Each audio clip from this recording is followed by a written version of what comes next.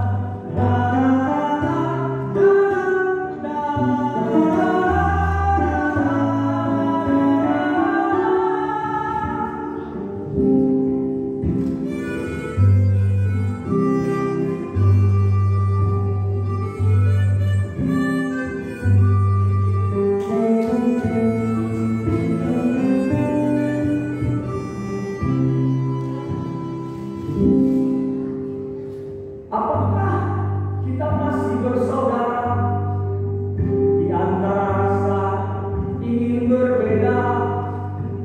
Masih adakah kebersamaan di sela waktu kesibukan? Adikku, janganlah sendiri, aku tak dapat menuntunmu lagi. Raihlah sendiri banyak prestasi, karena aku sibuk jauh dari.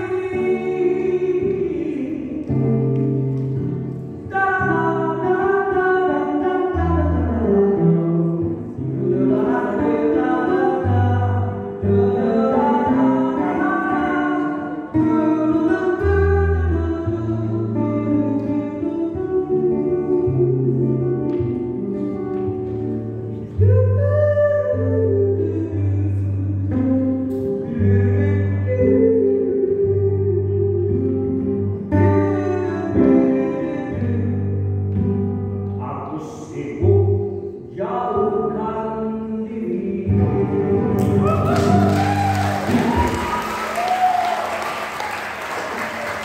Ya, begitulah ceritanya.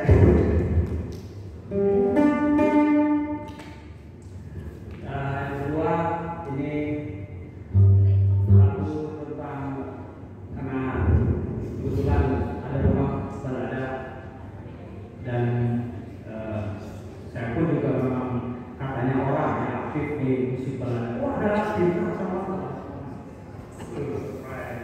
Ini guru-guru saya kurang apa?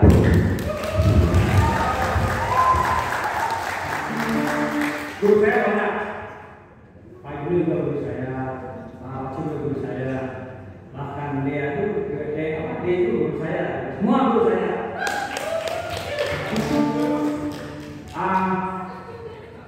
Jadi saya teringat balada itu, jadi luar biasa di sini ketika sastra satu dengan musik, dan memang balada, musik balada itu sendiri pun sebenarnya meminjam istilah dari sastra sendiri, balada dan kisah. Jadi banyak yang berkisah di situ. Seperti tadi lagunya Kang Masin itu kisah balada itu luar biasa.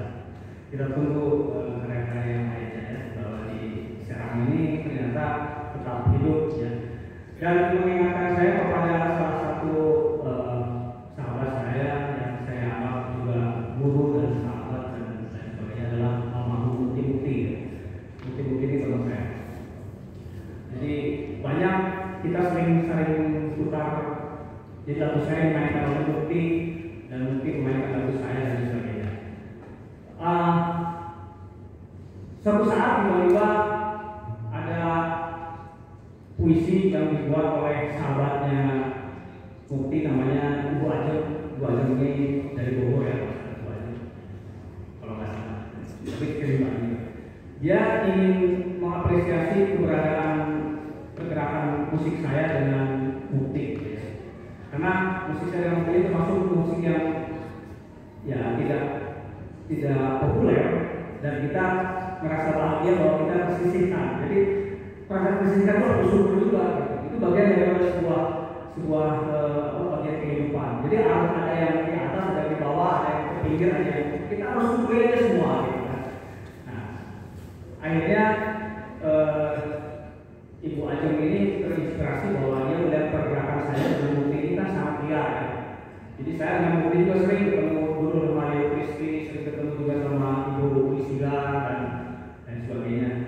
Dan memang kita ini lihat saya berdua ini nggak mau diatur gitu ya. Jadi katanya sih musik balada dan memang kita akhirnya sama Mukti kita terinspirasi. Kita waktu itu lagi jalan di Bandung naik angkot. Di angkot kita di kongres. Kongres berdua. Kita kongres ya kongres. Nah, ini kita sepakat kita bikin namanya musik. Waktu itu kita merespon keberadaan musik indie. Tapi kan ketika indie itu menjadi bias, menjadi nggak jelas ya.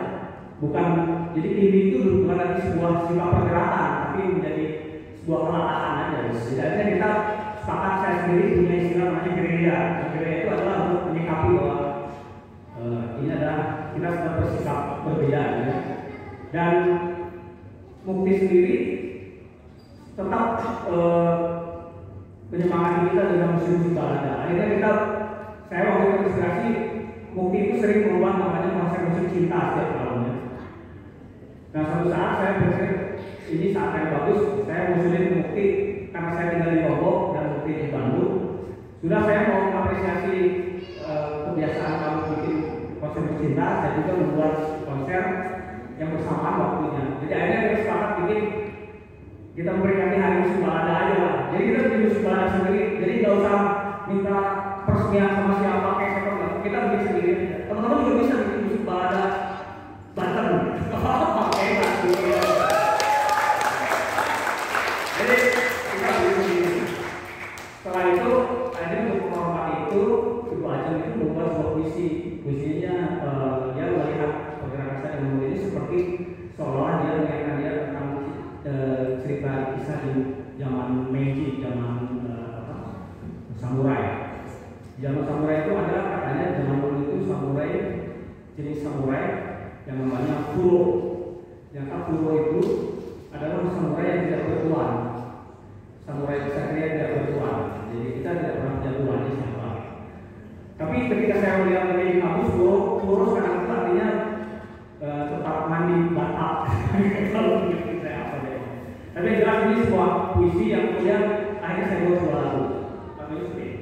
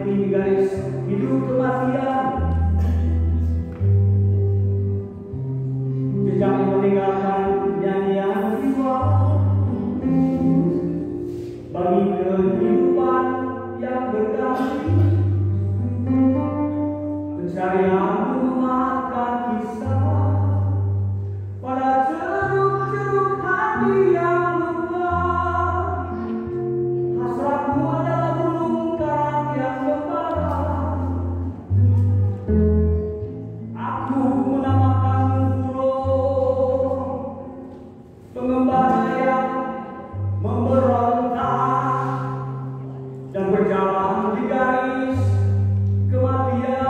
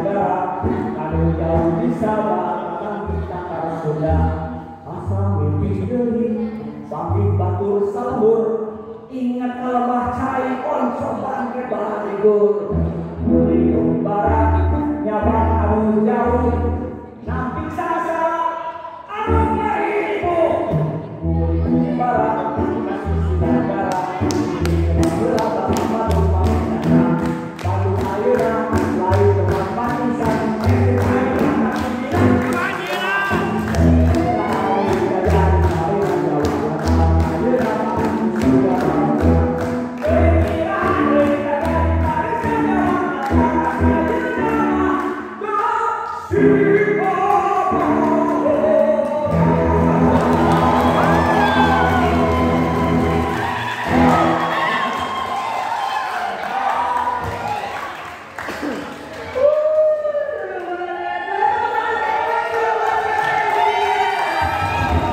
Tadi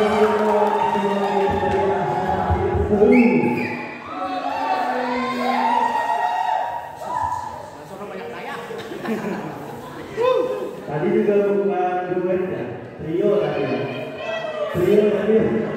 Tadi hanya duet. Alhamdulillah ada tamu dari. Terima kasih ya. Hasil trio sama teman barista kita ya. Terima kasih ya Kak. Ayo Kang, ini dia. Enggak ada. Udah.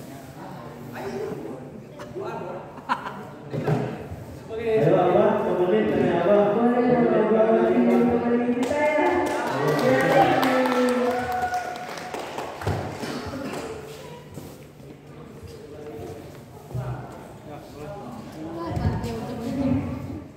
Tadi sempat apa ya, speechless juga ya kan, kolaborasinya mendadak, dadakan itu pasti jadi ya, dadakan itu pasti jadi. Oke, sebelum Tio mau tanya lagi, Tio mau tanya seputar lagu yang terakhir.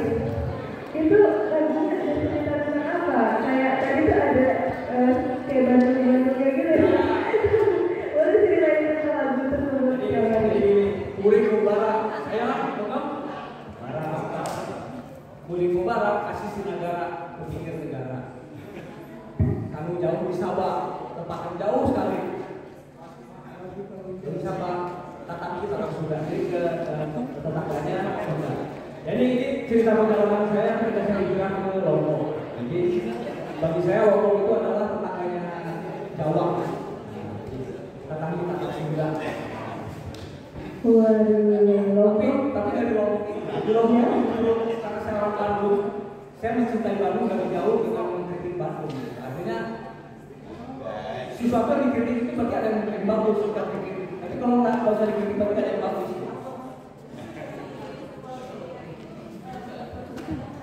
Ya.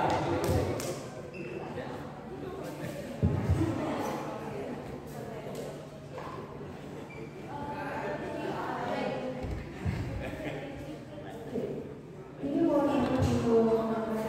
Kalau tadi kan mungkin ada jabatan juga ya.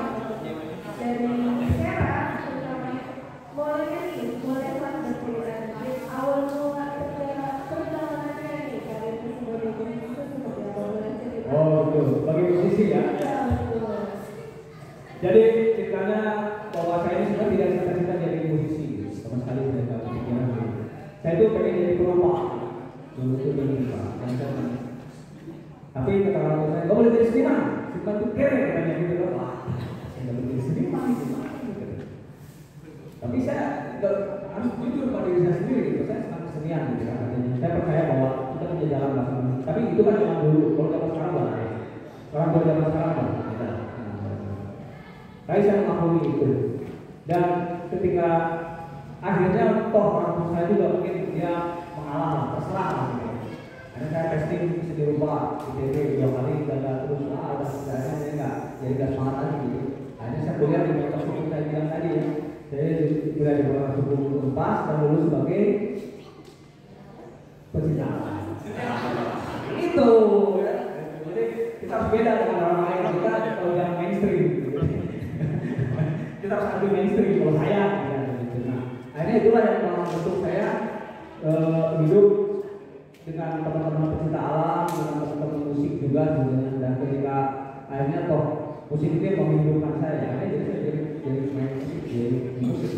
Tapi kesini-sini ya saya apapun juga, jadi kadang saya juga memang tetap berseni rupa, tapi dengan musik dan sebagainya sampai sekarang. Jadi perjalanannya ya begitu. Dulu ketika kuliah itu saya menemukan peluang bahwa saya menjadi profesi sebagai seorang apa ya, pekerja musik ya di situ jalan-jalan dan kemudian sambil berkarya juga, jadi sambil punya album dan sebagainya. Akhirnya di satu sisi saya sebagai pekerja, sebagai entertainer ya, sebagai lelaki penghibur gitu. Di sisi lain saya sebagai pekarya gitu. Tapi kalau sekarang saya sudah tidak mengira apapun, jadi bergerak dimanapun juga sama aja gitu. Semua juga bisa saling mengisi gitu.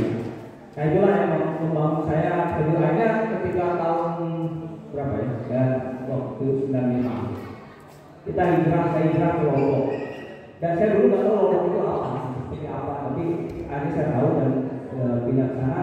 Dan pindah tuh bukan karena keinginan saya, tapi karena kebetulan kalau zaman sekarang suka ada di KTP itu istri ikut suami, gitu kan? Kalau saya suami ikut istri. Gitu. jadi itulah yang asal mulanya saya di Lombok akhirnya berkarir di musik dan lebih banyak berkembang di sana. Tapi ketika saya tinggal di Lombok bukan berarti terbatas, justru makin sering saya banyak berinteraksi dengan teman-teman juga. Itu sejarahnya begitu. Oke, bicara sejarah ya. Kalau tadi kan asal mulanya menjadi musisi ya. Ini juga siapa nih? Karena yang dari yang didengar ya, kalau Kang Ari sendiri ini dulunya tidak bercita-cita sebagai musisi ya, betul? Sebelumnya apa cita-cita Kang Ari sebenarnya apa ya? Jadi perupa. Iya. Tapi kan karena gagal masuk ITB 2 kali nggak bisa masuk, ya udah jadinya pesimis gitu kan. Masuk fakultas hukum, masuk hukum dan lulus menjadi pecinta alam. Dan sekarang sudah menjadi musisi. Enggak, sekarang menjadi diri saya sendiri ya. Karena kalau bagi saya bermain musik itu bukan profesi tapi ibadah. Ya, musik ibadah aja. Oke. Nah, karena kan sekarang ini kita lagi ada di acara Moda Indonesia ya. Menurut Kang Ari sendiri nih, balada versi Kang Ari itu apa? Balada bagi saya sebetulnya seperti saya bilang tadi, sebenarnya karena balada itu meminjam dari istilahnya sastra ya, kisah. Dan kalau saya sih banyak lebih mengaitkan sebetulnya karena saya dulu berangkat sebenarnya nggak dengan istilah musik balada. Sebenarnya kalau dulu saya menyebutnya musik pop, musik rakyat. Dan musik rakyat ini juga kalau menurut saya akar yang kalau kita memang selama ini juga memang selalu berorientasi mencari narasumber selalu dari barat. Jadi akhirnya kita melihat di barat itu ada yang disebut namanya troubadour. Teman-teman tahu namanya troubadour. Troubadour itu adalah kebiasaan atau tradisi di masa lalu di abad pertengahan di Eropa. Ketika tidak ada surat kabar, tidak ada apa. Jadi mereka itu berfungsi sebagai pengabar ke setiap kota. Dia dalam alun nyanyi kabar dari sini itu troubadour penyanyi pemahaman. Nah, itulah kalau saya melihat mengaitkannya balada itu ya dengan itu. Jadi, tapi sekarang balada sendiri pun juga kalau bagi saya punya pemahaman yang semestinya kita harus bisa menggali sendiri versi kita itu seperti apa gitu. Jadi ini saatnya kita jangan menjadi peniru tapi menjadi juga inovator. Jadi harus berpikir, oh kita punya pemikiran bahwa balada itu adalah apa. Tapi kalau saya lihat selama ini ya balada itu sebuah karakter musik yang berkisah bercerita. Iya, mungkin saya lebih terpaku juga ya, biasa nonton di YouTube, sekarang nonton langsung. Boleh tepuk tangan dulu dong Kang Ari. Saya sudah lumayan tremor ini. Mungkin kalau dari kenapa saya ingin kalau dari saya ingin bertanya, kenapa Kang Ari lebih memilih jalur indie label daripada mayor label seperti musisi-musisi lainnya? Jadi ini saya sebetulnya sama seperti teman-teman lain juga. Waktu saya zaman di Bandung, saya juga sama. Jadi ketika industri musik ini sudah meraksasa, itu sudah wajar ketika kita jadinya ikut mainstream juga, kita menjadi stasiun dulu. Jadi menjadi bintang. Semua orang ingin punya pasar, semua orang ingin apa. Saya juga dulu berpikir seperti itu dan banyak perusahaan yang besar. Tapi suatu saat ketika karya-karya saya oleh para produser dan sebagainya dianggap tidak laku untuk dijual. Tapi saya sendiri dalam hati itu saya merasa memang tidak butuh untuk ingin terkenal atau ingin. Tapi saya yang saya butuhkan adalah sarana untuk bisa menyampaikan karya saya sampai kepada audiens saya. Saya percaya musik saya mungkin banyak yang suka, nggak terlalu banyak yang suka. Tapi walaupun satu orang, tapi harus sampai ke satu orang itu. Gimana caranya? Tapi ketika di zaman itu kan zaman keterbatasan teknologi. Kalau zaman sekarang sih udah lain, udah kita bikin sendiri apa sendiri bisa. Kalau zaman dulu kan, ya akhirnya kita terpaksa harus mengaitkan dengan dunia industri. Tapi ketika di industri kita pun dianggap nggak mumpuni. Nah disitulah ketika saya melihat pergerakan yang ada di barat dan sebagainya juga kan mereka mengadopsi namanya istilah independen indie. Jadi mereka di sana pun juga ada solusinya untuk menghadapi itu kan begitu. Jadi banyak musisi-musisi di barat juga yang akhirnya mereka berdiri sendiri dengan independen. Jadi indie itu sebetulnya kan pendekan dari independen. Jadi sebuah sikap pergerakan. Jadi kenapa saya indie label ya itu karena itu. Tapi ketika maraknya indie label sekitar tahun 90-an itu semakin marak, semakin banyak di mana-mana dan industri itu merasa khawatir. Wah, ini lahan saya udah banyak sama orang indie nih kan gitu. Nah sementara di indie sendiri itu banyak yang hanya apa ya, ngekor aja. Jadi kalau ditanya sama saya, ini itu apa? Oh ini itu alat itu warna musik indie. Padahal sebenarnya bukan warna musik indie itu pergerakan sifat ya. Musik itu mau apa aja, mau rock sampai mau rock mau apa gitu bebas. Nah itu itu. Tapi makanya akhirnya ketika saya melihat seperti itu, tercetuslah saya pikir bahwa saya mau bikin istilah sendiri kalau saya bilang, yaitu gerilya. Makanya sampai sekarang saya bilang saya bukan seniman, saya bukan musisi, tapi saya gerilyawan kesenian gitu. Luar biasa. Tadi Kak Arya menyebutkan kata gerilya ya. Nah, saya kan pernah mendengar atau membaca kata gerilya itu pernah saya baca di buku sejarah kalau nggak salah ya. Iya sih kan? Iya. Nah, saya ingin bertanya arti gerilya dalam musik versi Kak Arya itu sendiri artinya apa ya? Biar kita di sini tahu. Jadi gerilya ini karena ya betul itu bahwa saya mengambil dari istilah musik, istilah perang ya, istilah perang. Ya sama aja ketika kita berhadapan dengan industri itu kan kita perang dengan industri kan, dengan dunia luas ini. Gimana caranya kita bisa menembus pasar itu dengan cara yang kita nggak punya senjata, nggak punya teknologi, tapi bisa kita sampai kan. Artinya bahwa ini itu kan segala sesuatu harus dibuat sendiri kan, apa di ataskan sendiri. Jadi saya itu melakukan itu semua. Jadi rekam sendiri, cetak covernya sendiri, dengerin sendiri, beli sendiri, jual sendiri ya, jual sendiri, jadi terapi lah sendiri aja gitu. Nah itu jadi yang artinya kita harus apa namanya gerilya itu artinya bisa menembus itu gitu. Tapi ketika sedang melakukan itu kan berarti sendiri itu berarti salah satunya adalah membuat jaringan. Makanya kenapa saya bikin gerilya itu tercetus tahun 2000 ketika saya berpikir bahwa saya kalau orang-orang industri yang sudah punya apa ya produser dan sebagainya, mereka sudah dilayani, punya ada record store-nya, ada rekamannya, ada media, ada TV, ada radio dan sebagainya. Kalau ini kan kita harus segera sendiri. Nah makanya salah satunya kan kita buat jaringan sendiri aja. Makanya dari 2000 itu saya membuat namanya gerilya ke beberapa kota, desa. Bahkan kalau saya perjalanan bukan hanya di kota. Jadi sebetulnya terus terang saya terima kasih terutama buat Alfie yang sudah berusaha katanya menyenangkan saya dengan memakai tempat ini.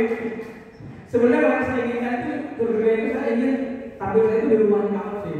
Saya sudah terbiasa namanya konser itu di rumah-rumah di Belanda itu sudah biasa. Bahkan saya di atas gunung nggak ada orang, terus saya petas di sana. Di depan sapi juga, ya.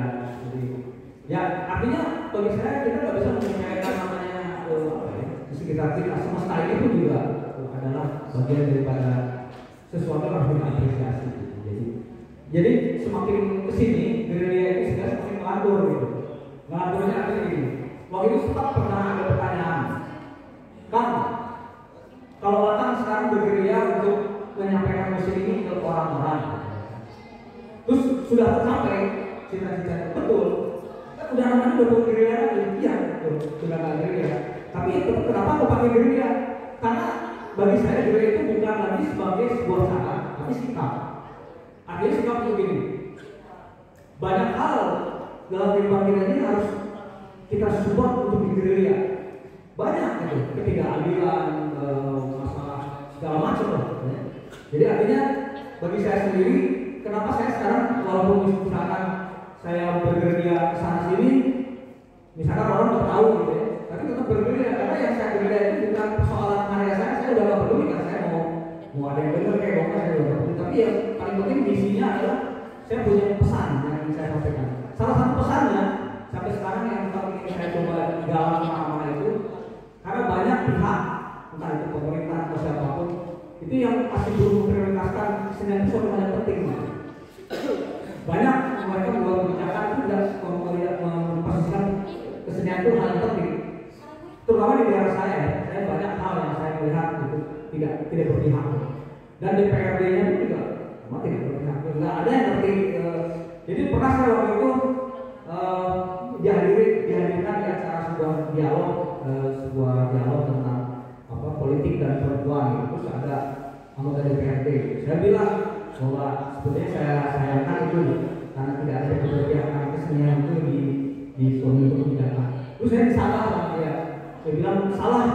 Saya ingin menyanggah Kang Ari katanya. Dia bilang begitu. Buktinya, wah saya itu udah berarti saya salah betul ya. Berarti dia benar gitu kan. Ada hal yang saya nggak tahu. Ternyata dia bilang ini. Menurut saya itu sudah berpihak kepada kesenian teman-teman kesenian. Contohnya, saya dengan progres seni gitu. Ada urusannya dengan seni bukan urusannya. Yang saya bicarakan kan gimana kebijakan dia terhadap kesenian. Nah kalau macam gimana? Sama di Montreal yang saya bantu juga kemarin dari kami sejak umur berusia 3 tahun, kami itu alhamdulillah selalu tidak pernah bikin proposal, nulis ke instansi pemerintah atau manapun kami selalu ada yang berkeluarga, ada yang 25, 20, 75, ada yang 500. Ya begitulah, jadi kami nggak pernah, jadi kami benar-benar mandiri bukan hari dong. Alhamdulillah ada seperti itu sekarang. Tapi kemarin ya agak ini juga ketika dana kurang, ya alhamdulillah ada ya jadi ada bantuan.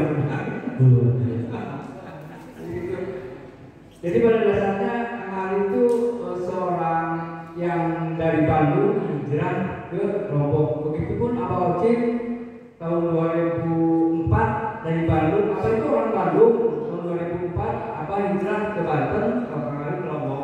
Kita senasib. Tapi lalunya kasih Dan mungkin untuk teman-teman nih, kayaknya ini pertanyaan sangat penting nih. Mungkin kalau misalkan mau direkam juga nggak apa-apa, karena ini menurut saya pribadi sangat penting. Jadi pertanyaan itu menurut Kang Ari, musisi muda saat ini itu seperti apa dan apa pesan untuk musisi-musisi muda terutama yang ada di Serang Banten ini? Pesannya apa dari Kang Ari dan apapun itu silakan Kang Ari. Ya, bagi saya musisi muda itu adalah kader-kader yang harusnya bisa menjadi pengharum ya dari yang sebelumnya. Jadi paling tidak bisa belajar apa kekurangannya yang masa lalu seperti apa, nanti bisa dilanjutkan perjuangan dengan teman-teman, bisa lebih kritis dan lebih ya memang tantangannya banyak ketika di zaman sekarang ini medsos ataupun juga informasi sangat banyak. Kadang-kadang memang kita suka bingung mulai dari mana dengan informasi itu, tapi paling tidak teman-teman nggak boleh berhenti untuk tidak pernah puas gitu, untuk terus mengembangkan diri dan jadi inovator, bukan menjadi follower, menjadi be yourself dan buktikan bahwa di Serang ini, di Banten ini punya sesuatu juga gitu yang harus saya berikan dulu. Jadi musisi bukan hanya kita menjadi penghidur, bukan itu hedonis itu namanya. Jadi hedonis perlu, tapi harus ada juga pesan atau manfaatnya dari musik itu sendiri. Kayak seperti teman saya almarhum Mukti Mukti itu luar biasa, dia membuat album. Teman-teman tahu nggak bahwa dia itu memperjuangkan petani dan banyak petani yang buta huruf dan dia membuat album undang-undang agraria. Bayangin bikin album undang-undang agraria, orang yang nggak bisa baca bisa dengerin itu bisa dia tahu bahwa bagaimana itu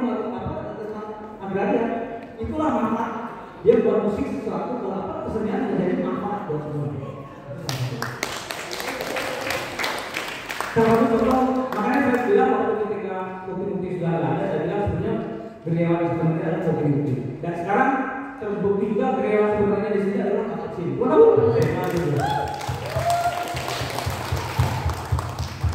Oke, mungkin sebelum kami melanjutkan nanya, apakah ada dari teman-teman ingin bertanya sesuatu, boleh katakan. Nanti saya berikan mic-nya untuk bertanya. Mungkin ada teman-teman yang ingin bertanya sama Kang Ari. Yang ada di kiri tadi rame kok sedih-sedih. Terkesima bagaimana nih? Barangkali dia masih penasaran gitu ya. Iya. Masih kurang puas gitu sama jawabannya atau bagaimana? Boleh langsung tanya. Oke, boleh. Boleh, silakan. Iya, ke sana ya. Tanya apa aja yang nggak nyambung juga apa? Iya, ini kita tadi kata kemarin itu kita pertanyaan boleh santai ya. Bukan nanya, nyanyi. Iya. Kang Ari udah makan belum gitu. Kang Ari udah makan belum?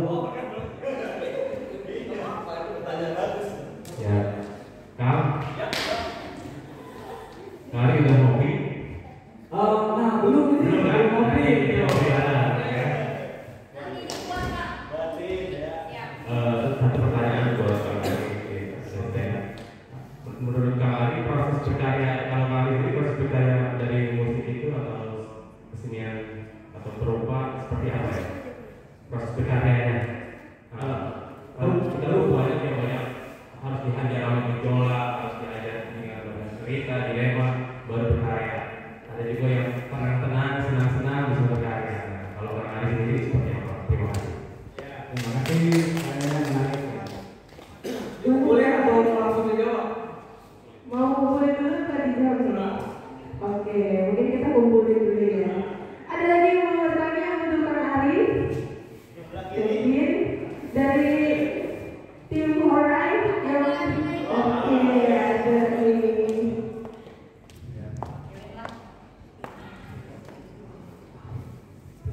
Assalamualaikum warahmatullahi wabarakatuh. Saya Ayu, perwakilan dari panitia. Mau nanya nih kan, kira-kira ada titisan penerus akang nggak? Kayak anak akang gitu, khususnya biar kan nggak, kalau maksudnya akang kan musisi, ada penerusnya nggak? Setelah akang hilang generasi selanjutnya. Gitu. Terima kasih, assalamualaikum. Oke, mungkin bisa langsung dijawab ya. Ada lagi. Oke, boleh.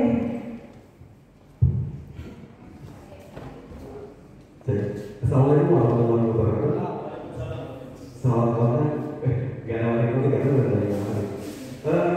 Saya sangat tertarik di lagu pertama sekarang tentang nyanyi introspeksi. Ketika saya duduk di sini, ketika anak nyanyikan lagu itu, kok kenapa banget dari lirik-liriknya gitu. Dan kejadian itu sama persis dengan kejadian yang saya alami tadi pagi gitu kan. Gila nih gitu. Ini memang ditakdirkan kenapa saya mengalami kejadian yang sama dengan isi lirik lagi, lirik lagu yang dengan nyanyian introspeksi itu gitu kan. Kok dia langsung gitu kejadiannya di dalam sebuah lagu gitu.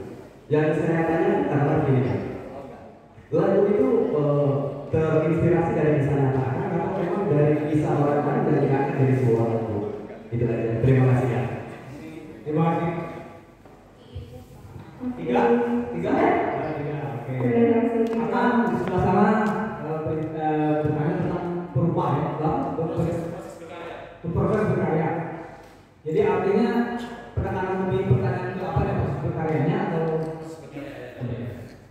artinya proses berkarya bagi saya dari awal itu sudah terbiasa selalu melihat bahwa inspirasi itu banyak di mana-mana dan makanya sampai sekarang saya punya proses yang mungkin agak aneh ya, salah ya, tapi saya senang sesuatu yang spontan dan saya percaya pada spontanitas itu punya efek itu yang saya lakukan berubah juga saya gitu kan. Dan saya sekarang kalau di seni rupa saya lebih suka memanfaatkan jadi daur ulang atau barang-barang yang memang jadi saya merasa terpanggil untuk kita memaksimalkan yang ada, memaksimalkan keterbatasan itu. Jadi dalam bermusik pun sebenarnya saya lebih ke situ juga gitu, bermusik di benar. Dan spontanitas seperti yang saya bilang tadi itu karena saya menemukan satu pengalaman kalau di bermusik ya. Jadi ketika suatu saat saya punya pengalaman, saya diajak untuk rekaman dengan orang. Saya diminta sama seorang seorang musisi gitu, atau mungkin arranger ya. Dia ingin mengharapkan permainan saya itu seperti yang diharapkan sempurna. Ketika saya melakukan itu, ada pertimbangan ketika ternyata banyak yang saya lihat kritikan saya buat para musisi ini. Orang tidak mempertimbangkan bahwa ada titik jenuh gitu. Nah, ketika saya sudah jadi rekaman itu, jadi sekarang banyak kejadian peristiwa yang saya lihat orang berkarya atau berproses sempurna tanpa latihan, tapi tidak punya greget atau gairahan itu udah bosan, tapi dia udah hafal, dia bagus, tapi bagusnya itu udah nggak ada rasa, bagusnya itu ya karena dia udah hafal, jadi karena hafal teknis bukan karena dia ini. Nah itulah yang menunjuk saya, akhirnya saya berontak. Makanya kenapa saya kalau bikin rekaman sampai sekarang itu rekamannya saya spontan. Jadi saya masuk ke studio, saya belum tahu lagunya seperti apa, saya bawa barang-barang kayak ada tulisan, ada alat musik sebagainya. Jadi seperti saya masuk dapur, ini ada wortel, ada apa yang mau bikin apa, nanti masuk dapur aja. Nanti udah jadi, baru saya paparin dari album itu. Nah, karena apa? Karena yang saya kejar itu adalah greget pertama ketika direkam itu adalah greget pertama itu gairahan ketika saya berspekulasi dari gaya yang seperti itu. Jadi bagi saya ada hal-hal baru dari proses berkarya itu yang saya menjadi catatan saya itu adalah bahwa tidak ada yang sempurna gitu. Jadi nanti tidak ada yang sempurna dan ketidaksempurnaan itu adalah sempurna. Jadi tidak usah takut. Jadi panggung kita salah itu bukan salah. Ya memang asik aja gitu. Nggak apa-apa gitu. Jadi artinya saya senang berproses itu adalah dengan kespontanitasan itu. Jadi makanya kenapa setiap saya main manapun juga pasti beda. Di lagu yang sama di sini beda, di sana beda, dan selalu berubah. Nah terus yang kedua pertanyaan tadi Ayu tentang regenerasi ya. Kalau regenerasi kayaknya saya nggak pernah maksain gitu. Kalaupun saya sekarang punya anak juga, saya tidak pernah maksa dia untuk main musik gitu. Biar dia memang mau main musik, kalau enggak nggak apa-apa. Artinya itu kesadaran gitu bahwa setiap orang punya passion masing-masing gitu kan, nggak bisa dipaksakan. Tapi mungkin penularan itu penting karena saya sendiri juga terus terang mungkin saya ditulari oleh almarhum bapak saya juga. Bapak saya itu sebenarnya bukan seniman, dia tentara gitu ya. Tapi justru dia yang banyak memberikan saya motivasi. Jadi dia dengerin lagu dari mulai klasik sampai lagu apa. Ini yang dan tapi dia tidak pernah terpikirkan bahwa saya menjadi seniman enggak. Karena dulunya dia basicnya ketika tentara itu dari orang teknik. Jadi dia berharap saya menjadi orang teknik. Tapi saya tidak menjadi orang teknik. Malah menjadi orang seniman dan di keluarga saya sama sekali nggak ada yang jadi seniman gitu. Makanya kenapa saya bilang dari jalan seniman karena memang nggak ada contoh yang jadi. Dan saya sendiri aja jadi orang berkesenian di keluarga itu. Tapi saya merasa justru itu panggilan gitu, jadi panggilan bahwa, nah makanya kembali ke regenerasi itu ya mungkin saya percaya ada generasi baru di sekitar saya, entah tetangga saya, entah anaknya teman atau siapa itu yang mungkin bisa jadi dia menjadi. Yang penting saya menularkan itu kepada siapa, saya kasih racun kepada semua gitu, jadi itu aja. Nah, pertanyaan ketiga,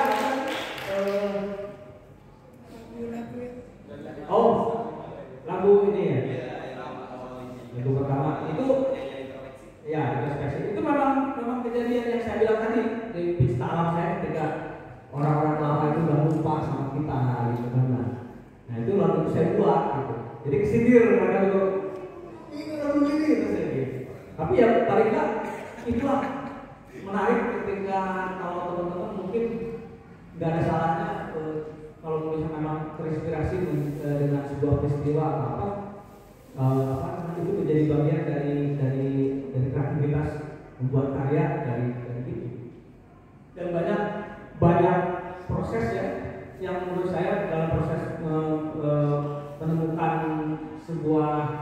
sebuah tema gitu.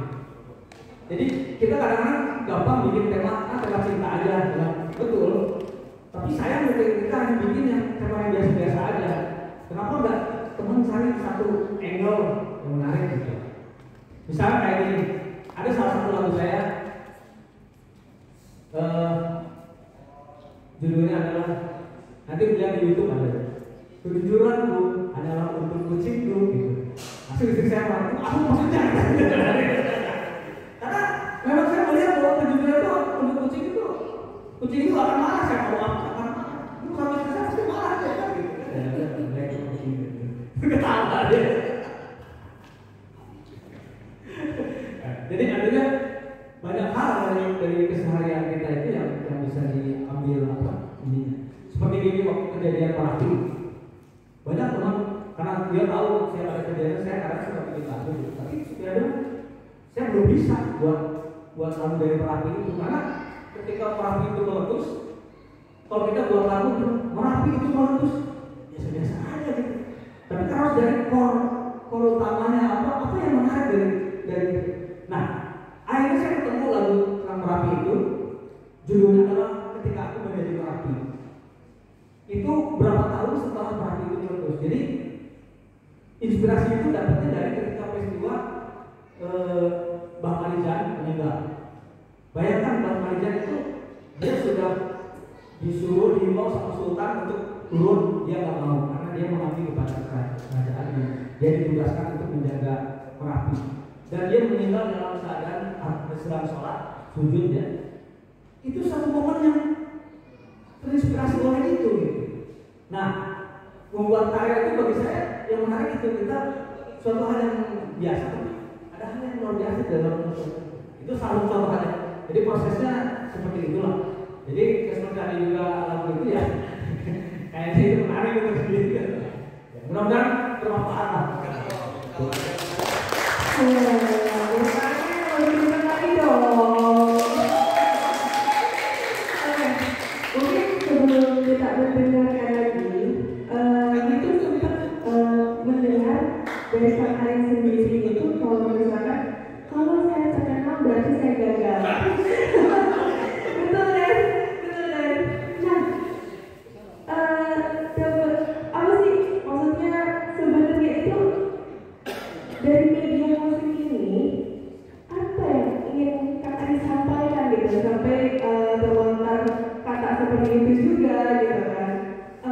Kak Arin sendiri ingin menyampaikan apa gitu? Kalau saya gagal, kalau saya terkenal, saya gagal. Betul. Jadi artinya gini, seperti saya bilang tadi dari cerita kisah dari awal itu ketika saya memutuskan untuk bergerak di ini dari perjalanan ini. Jadi artinya bukan persoalan terkenal atau apa, saya tidak tertarik gitu ya. Tapi di sisi lain memang itu sudah menjadi fenomena yang umum ketika banyak orang terjangkit star syndrome, bahkan star syndrome ya, ingin terkenal semua. Nah, saya membuat antitesis dari itu. Jadi kenapa saya bilang kalau saya terkenal dan saya gagal? Artinya juga untuk mencoba membuat saya merasa nyaman. Nyamannya artinya gini, saya memang nggak punya beban untuk terkenal. Gitu. Nah, ketika saya tidak punya terkenal, berarti cita-cita saya sudah tercapai bahwa saya ingin tidak mau terkenal. Gitu. Tapi memang sulit mengklik orang ketika ambisinya ingin terkenal. Kenapa harus disebut nggak mau terkenal? Gitu. Ya mungkin dia belum dapatkan perjalanan itu. Tapi kalau saya sudah melakukan sebuah perjalanan, ketika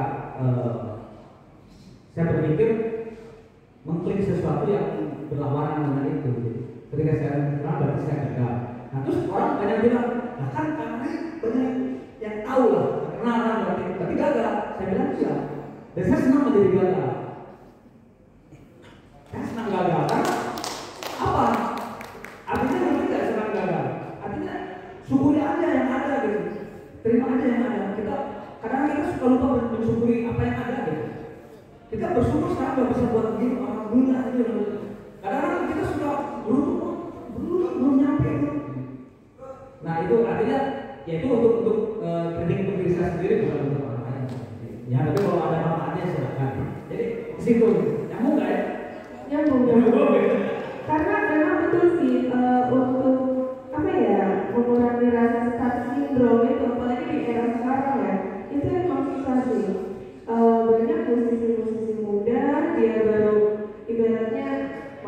baru ada 1-2 karya sudah meninggikan diri, betul sekali. Justru jadilah diri sendiri ya, dari situlah gitu ketemu titiknya gitu kan. Dan satu hal lagi juga apa namanya moto saya karena gagal itu artinya untuk membunuh sebuah apa ya arogansi saya. Kita itu orangnya sombong, kita masih itu suka sombong gitu, suka merasa paling suci, merasa paling gitu. Kayak saya untuk mencoba mengalahkan itu, bahwa kita tidak tahu apanya. Gitu. Kalaupun sehebat apapun kita, kalau kita udah mati ya nggak akan dibawa gitu. Karena kan yang paling baik itu kita belajar tetap, kalau bagi saya kita tetap belajar. Dan sampai belajar pun juga sampai tua pun belajar. Makanya saya seperti nggak menyebutkan kalau saya bilang saya belajar dari anak yang lebih muda. Karena saya udah nggak memikirkan lagi ini orang tua sih. Kayaknya saya adalah orang tua yang tidak tahu diri gitu. Sampai sekarang masih mainnya sama anak SMA. Makanya karena saya pikir belajar itu tidak selalu harus. Jadi artinya orang ada yang umurnya tua tapi dia tidak belajar. Tapi saya percaya belajar itu orang yang masih muda tapi dia banyak mengambil ya kita belajar juga sama dia. Belajar itu sama siapapun kita belajar. Bahkan belajar pada akhirnya kita belajar untuk mati yang baik seperti apa. Kita belajar semua belajar. Sorry ini bukan terawang. Iya betul. Intinya belajar itu dari siapapun dan justru bisa jadi dari yang lebih muda juga kita ada ilmu yang belum kita tahu gitu kan ya. Dan dari kegagalan yang hari ini kita bisa menikmati karyanya sendiri gitu.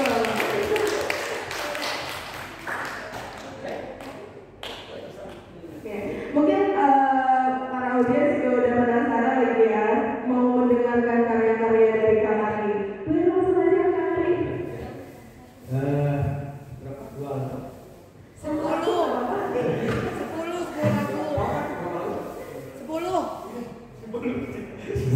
Nah, ini guru saya. Jadi guru kita ini per hari. Saya itu pembuat musik tari buat dia juga. Jadi dia nari, dia terinspirasi oleh karyanya.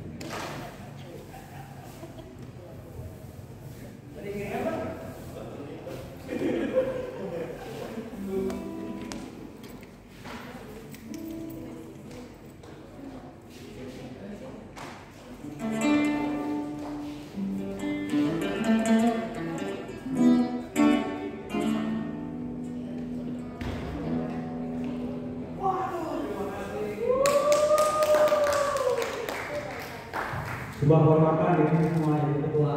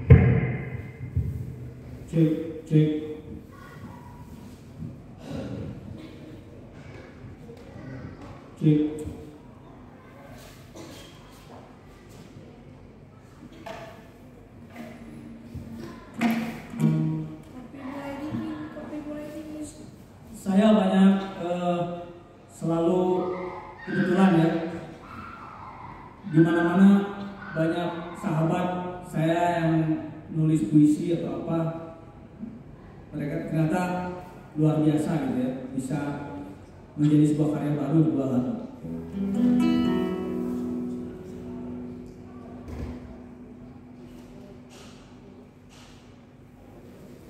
Termasuk ada sebuah lagu berikut. Jadi ada ceritanya dulu. Lagu ini saya punya seorang sahabat, dia penyair asal Majalengka, namanya Kang Kijun. Kang Kijun ini suatu saat dia mengembara dan dia berada di Bengkulu, Sumatera. Dan saya waktu itu berpergian ke sana, di Bengkulu ya. Dan di sana dia, saya ketemu sama dia. Kemudian saya ketemu lagi dengan dia di Pontianak. Suatu saat dia menyerahkan sebuah fotokopian puisi dari seorang sahabatnya, seorang penyair dari Lampung, namanya Agus Triawan. Katanya salam buat saya dan ini ada beberapa puisi yang mudah-mudahan ya bermanfaat ya. Terima kasih. Dan ketika saya pulang ke Lombok, belum saya sempat mengucapkan terima kasih ke Agus Triawan ini. Ternyata dia sudah meninggal. Dia meninggal mungkin 2 minggu setelah itu lah. Saya tuh kaget sekali, aduh, belum karyanya dia apa-apa, saya belum ucap terima kasih. Dan akhirnya saya putuskan saya mau membuat album untuk dia, judulnya adalah Salam Hormat. Ya. Jadi salah satu lagunya itu adalah lagu berikut ini. Judulnya adalah Kopi Mulai Dingin.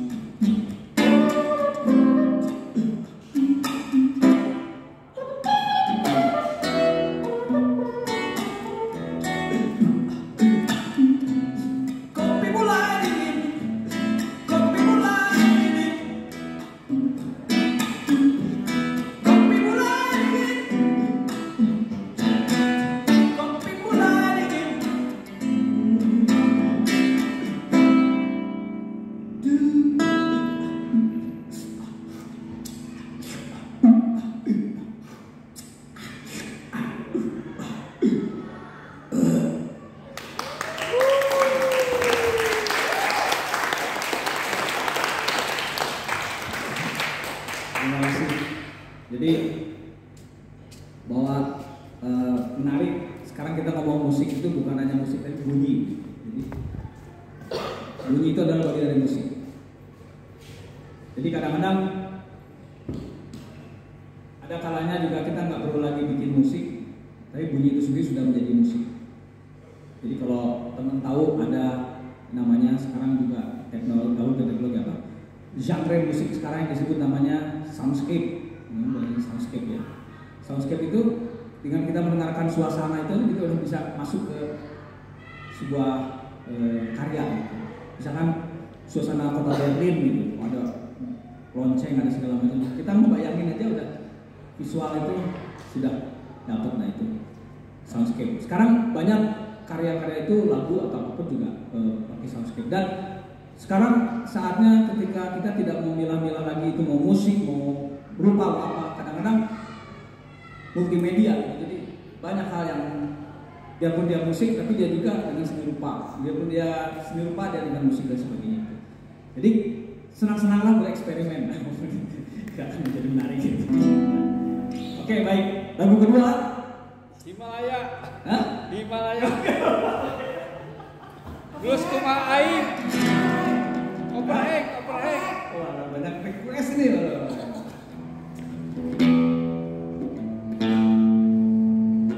Kemana dulu ya? Oke. Kita urut aja ceritanya.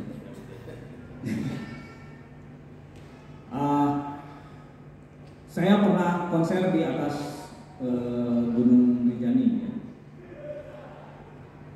Pernah juga saya konser di atas Gunung Tambora. Dan saya juga pernah konser di atas Gunung Pyrenea di perbatasan Prancis Spanyol. Memang dalam rangka untuk mengapresiasi bahwa ada misteri yang pernah terjadi tahun 1815. Apa yang terjadi di Eropa ketika setahun itu tidak ada gagal panen. Dan terungkap tahun 96 ketika ada kongres arkeolog geolog di Inggris, ada namanya Kenneth Spink. Dia bisa membuktikan bahwa misteri tahun 1815 itu kenapa di Eropa setahun gagal panen ketika Napoleon kalah perang itu adalah karena letusan gunung Tambora.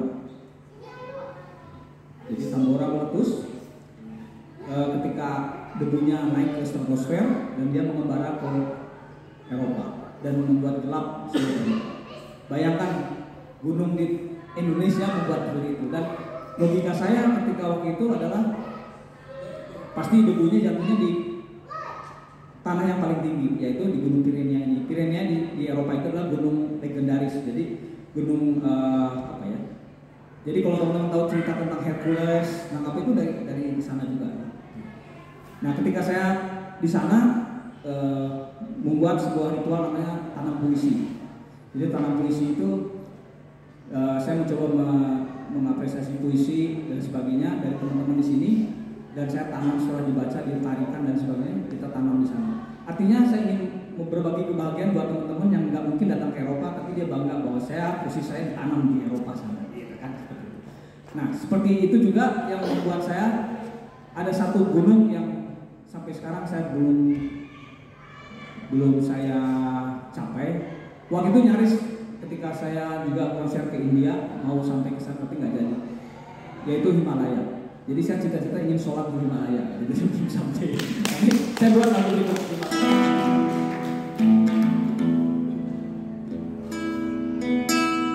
Jadi lagu Himalaya ini bukan terinspirasi sebetulnya sengaja dibuat ketika saya diajak oleh teman seorang penyanyi balada namanya Kang Aceh. Dia selalu membuat lagu tentang gunung dan dia mengajak saya untuk bikin lagu mengapresiasi salah seorang temannya. Dia karena dia ikut Wanadri ya, pendaki gunung. Salah satu temannya itu punya ambisi ingin naik ke Himalaya udah berkali-kali tapi gagal. Dan ketika terakhir ini dia dalam keadaan sudah sakit mungkin kanker misalnya. Itu sudah stabilnya sudah tinggi. Tapi dia tetap bersikukuh saya harus naik ke Himalaya. Oke lah kalau mau Himalaya, tapi dia dijaga oleh dokter gitu ya. Dan dia siap untuk mati di Himalaya. Tapi belum juga itu tercapai, dia sudah meninggal duluan. Jadi lagunya sudah jadi. Dan memang lagu ini pun juga sebetulnya bukan hanya mewakili itu, tapi mewakili cita-cita saya itu, Himalaya. Sebuah lagu Himalaya.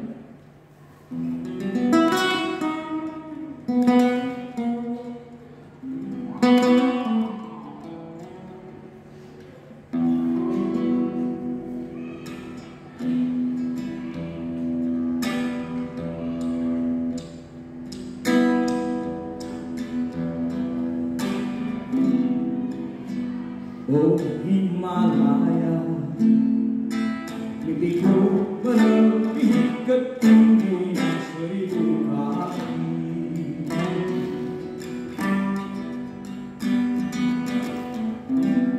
Dengan menakar kekuatan, menjamu harapan. Kapankah akan tiba tapak-tapak kaki ini di hamparan salju abadimu? Kapankah akan tiba tapak-tapak kaki ini di hamparan salju abadimu? Ku ingin berdoa menyebut kata, menyebut cinta di atas lembah sajadah menghadapnya.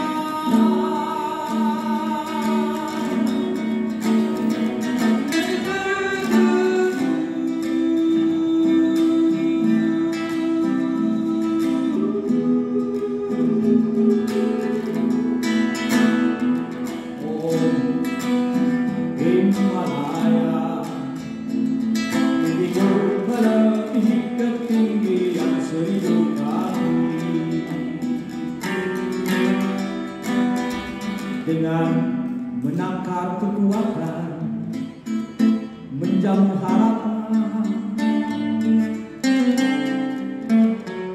Kapan akan tiba tapak-tapak kaki ini di hamparan salju abadi? Kapankah akan tiba tapak-tapak kaki ini di hamparan salju abadi? Ingin segera meraba menyentuh himah di atas Himalaya, entah di Everest atau Annapurna.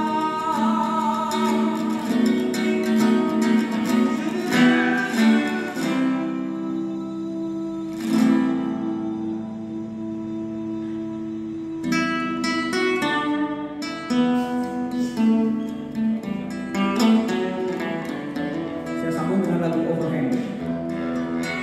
Teman-teman yang suka panjat tebing pasti tahu Overhand.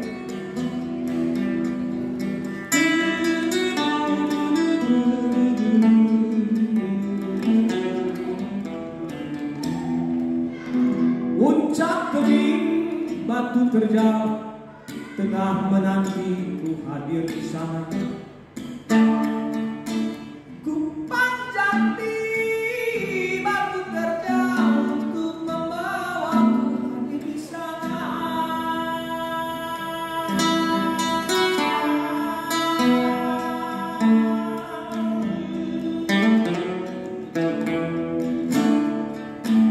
Dinding tebing cerdas garam membiarkan rayapi tubuhnya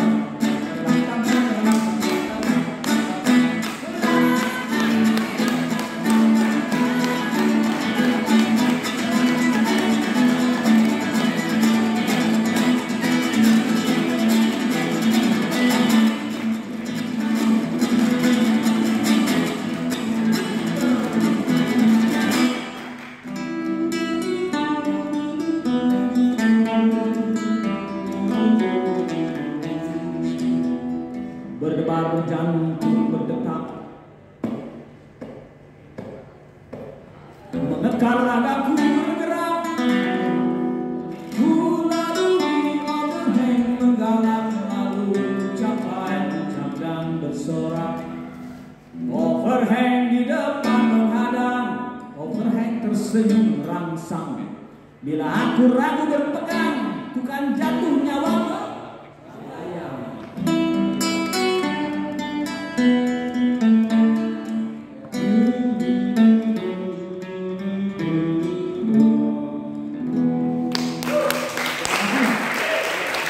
Sebelum berakhir, happy birthday, happy birthday, happy birthday to you.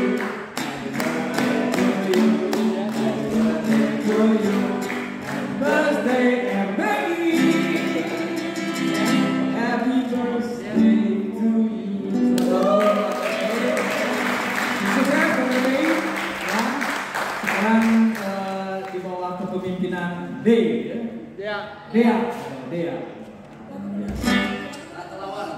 Ya, semoga Dea dan semua di RBI Banten tetap survive. Ya, karena ada lagu berikut judulnya Survival. Ini sebuah lagu yang terdiri dari 6 bahasa, ada bahasa Inggris, Prancis, Spanyol, Dayak, Indonesia, Arab. Ya, oke.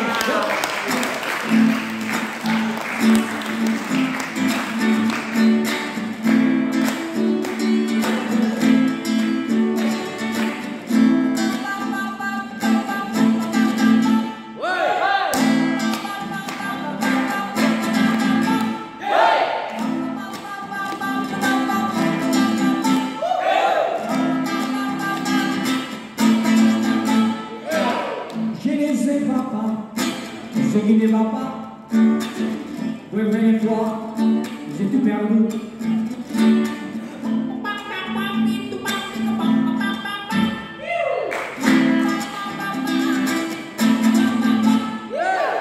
I'm sorry, tidak mah kami balik. Pangau gantung lamun sadu air, pangau gantung pero yo le mando otra vez, porque imagina a vivir sin ti.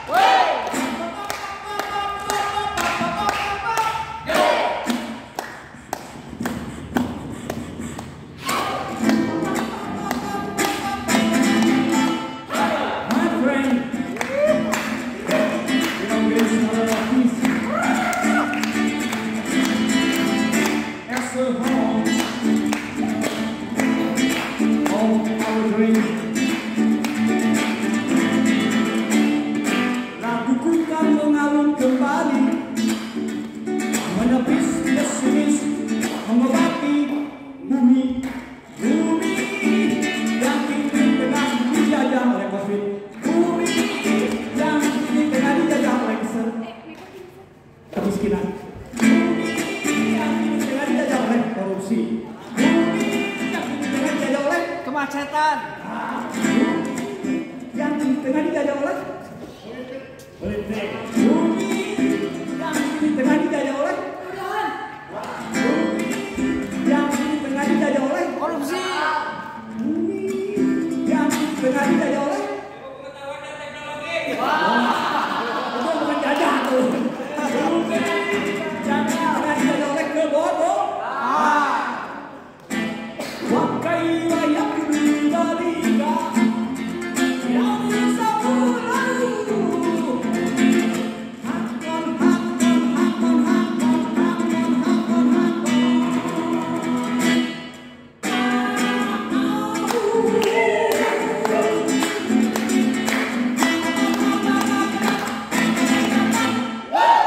kasih. Assalamualaikum.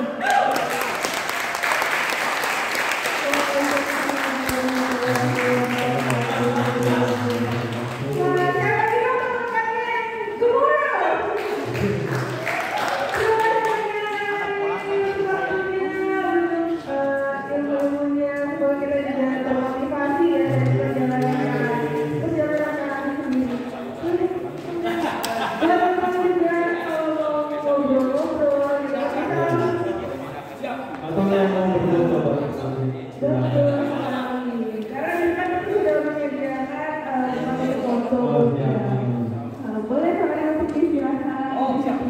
Terima kasih, kita sangat terhibur di sini.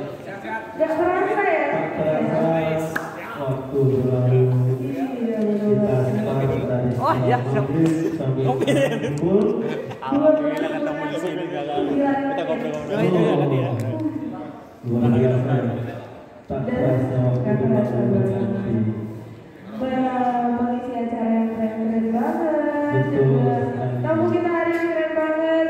Kang Ari juga ada Manu juga ya. Terima kasih buat para teman yang sudah mengisi di acaranya hari ulang tahun RBI yang ke-8. Terima kasih buat teman-teman KPJ juga, KPJ Kabupaten Serang, KPJ Serang. Terima kasih sudah bisa berpartisipasi ke acara hari ulang tahun RBI yang ke-8. Betul. Semoga musisi muda di Banten juga bisa mengambil ilmu-ilmu yang telah disampaikan ya. Betul. Semoga bisa termotivasi dari pesan yang disampaikan dari Kang Ari tadi. Kang Ari juga banyak banget kita pelajaran yang dapat kita petik. Kalau gitu langsung aja, saya Kiki Dan saya Kiki juga. Kita mudah-mudahan undur diri. Wassalamualaikum warahmatullahi wabarakatuh. Hati-hati di jalan teman-teman. Jangan lupa lihat jalannya dengan pasilah atau tidak.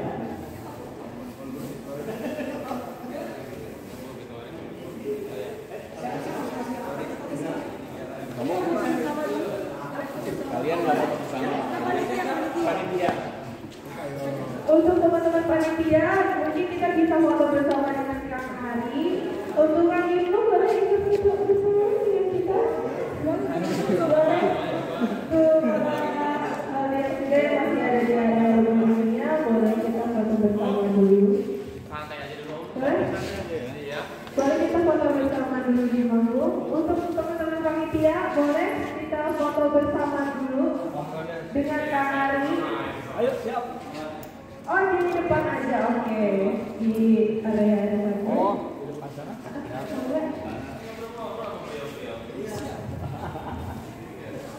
Wah, luar biasa.